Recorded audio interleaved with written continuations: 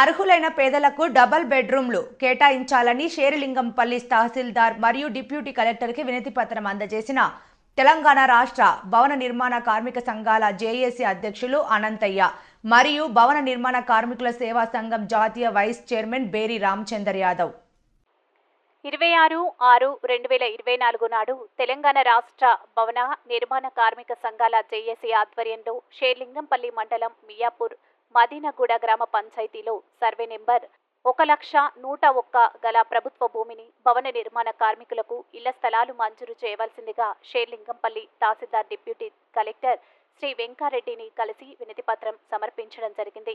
ఈ సందర్భంగా తెలంగాణ రాష్ట్ర భవన నిర్మాణ కార్మిక సంఘాల జేఏసీ అధ్యక్షులు అనంతయ్య మాట్లాడుతూ గత 12 సంవత్సరాలుగా అధికారులకు మరియు రాజకీయ నాయకులకు పలు విజ్ఞప్తులు మరియు వినతి పత్రాలు సమర్పిస్తున్నాము.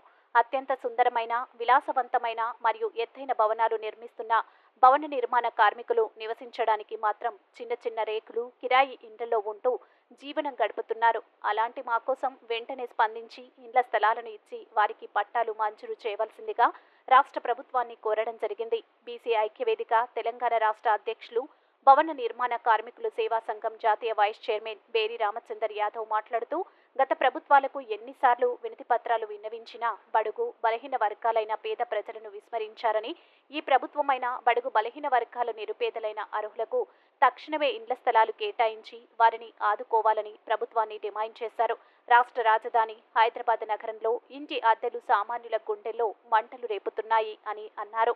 చేసుకున్న కష్టం అద్దెల రూపంలో పోతుంటే ఇంటి వ్యయాన్ని, పిల్లల భవిష్యత్తు భారాన్ని మోయలేక ఆర్థిక సంక్షోభంలో కూరుకుపోతున్నారు. కావున అర్హులైన పేదలకు డబుల్ బెడ్రూమ్లు కేటాయించాలని రాష్ట్ర ప్రభుత్వాన్ని డిమాండ్ చేశారు. ఈ కార్యక్రమంలో బీసీ ఐక్యవేదిక తెలంగాణ రాష్ట్ర అధ్యక్షులు భవన నిర్మాణ కార్మికుల సేవా సంఘం వైస్ చైర్మన్ శ్రీ బేరి రామచందర్ యాదవ్, జేఏసీ అధ్యక్షులు శ్రీ బ్యాగరి అనంతయ్య, జేఏసీ ఆర్గనైజింగ్ సెక్రటరీలు సతీష్ మరియు పప్పుల లక్ష్మీనారాయణ, జాతీయ భవన నిర్మాణ కార్మిక సేవా సంఘం ఉపాధ్యక్షులు శ్రీ పోలేపాక వెంకన్న, వికారాబాద్ జిల్లా అధ్యక్షులు ఉప్పరి కృష్ణయ్య, మేడ్చల్ జిల్లా అధ్యక్షులు మాచనపల్లి మల్లికార్జున్ తదితరులు పాల్గొన్నారు.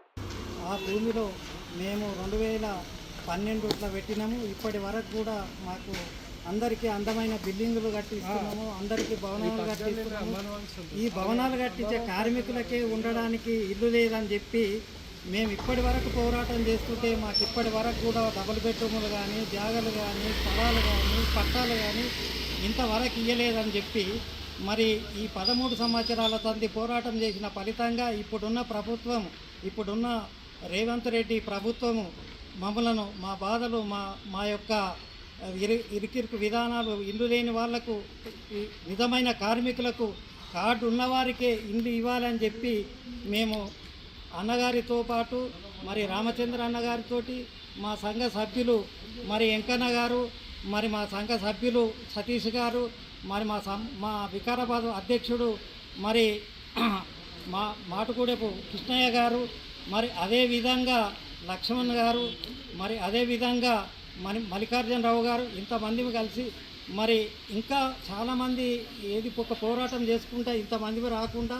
మేము ముఖ్యమైన వాళ్ళం వచ్చి మా యొక్క నిజమైన పోరాటాన్ని తెలుపుతూ మా కార్మికులకు స్థలాలు కానీ, పట్టాలు కానీ, డబుల్ బెడ్రూమ్లు ఇవ్వాలని మేము కెనడా దేశంలో ఉన్నట్టు కార్మిక సంఘాలకు అప్పుడు 2012 కట్టించారు. ఆ మోడల్గా డబుల్ బెడ్రూమ్ ఇవ్వాలని మేము అప్పుడే పెట్టినాము.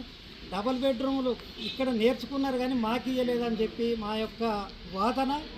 ఇప్పుడు మాకు కట్టియాలని చెప్పి ఈ సంవత్సరం కాంగ్రెస్ ప్రభుత్వం గుర్తించి, కార్మికులకు రేవంత్ రెడ్డి ప్రభుత్వంగా గుర్తించి మరి బీసీ సంఘం ఐక్యవేదిక అధ్యక్షుడు మన బేరి రామచంద్రన్న గారి సపోర్ట్ తోటి మరి ఈ విధంగా మమ్మల్ని గుర్తించి మరి అందరికీ కూడా ఇవ్వాలని చెప్పి మేము మనవి చేస్తాం. కార్మికుల ఐక్యత, కార్మికుల ఐక్యత, కార్మికుల ఐక్యత. జై బీసీ, జై బీసీ, జై బీసీ.